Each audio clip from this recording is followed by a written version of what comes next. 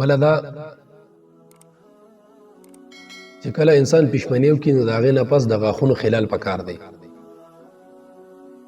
د خلال مطلب دا چې غاښونه په وړوکي انري ډکي سره یا تار سره پاکول، او دا سنت عمل هم دی. چې کله انسان پښمني وکړي پکار هغه دا ده چې د غاښونو خلالو کې غاښونو کې کم غوښه وغیره یا د ټماټرو پوستکی یا بل څه سبزي وغیره انختی چې هغه ته غواړي.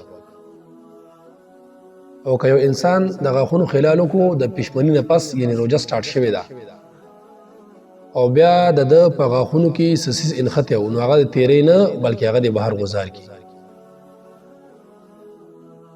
او درې مسله د کې دا یاد ساتئ کله غاښونو خلال کولو او په غاښونو کې د یو سیز انختی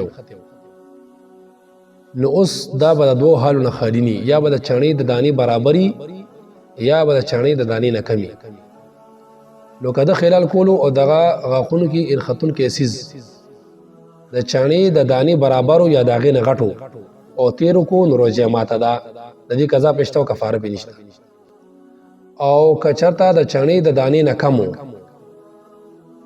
او د تیر که نو بیا روژه نه د فاسد او روژې ټیک.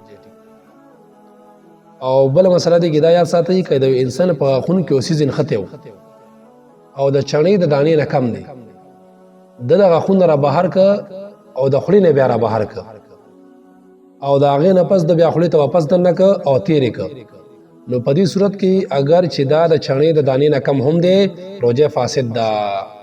خو لیکن اکثر علما دا فرمایي چې صرف پې قضا شته او کفاره پې نشته.